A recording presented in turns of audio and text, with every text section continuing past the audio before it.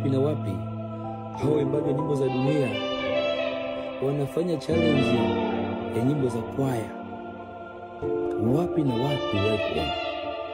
Lakini ni ajabu sana waimbaji wanaojiita ni Wakristo wainjilisti, sijui watu wa maombi na vitambaa kichwani, wanapoona tu msanii fulani ametoka wimbo kokote kale na dansi zote wanaposti, wanaimba, wanashare na maliki.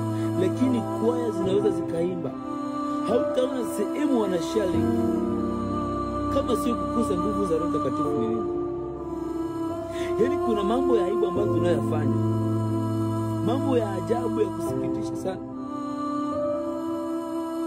Kila sehemu kienda lazima utayaona haya. Mimi sijakuja hapa kubana na wasanii au kufanya nini, hapana, ninashauri tu. Unajua nuru na giza viendani. Ni ushauri, nuru na giza viendani. Unaposema kwamba nimeamua kuokoka, basi kubali kuachana na yale mambo yasiyo kufanana. Kama mtu ameamua kuwa msanii, achana na usanii wake. Una wafuasi wao kule. Ukisema mimi nimekubali kuwa mwinjilisti au kuwa mwimbaji, mimi nimekubali kuwa kabisa hivi na hivi, basi kubali kubadilika. Sio mtu wa dunia anafanya hiki na wewe unaanzia pale pale. Kuna mambo ambayo yani haeleweki.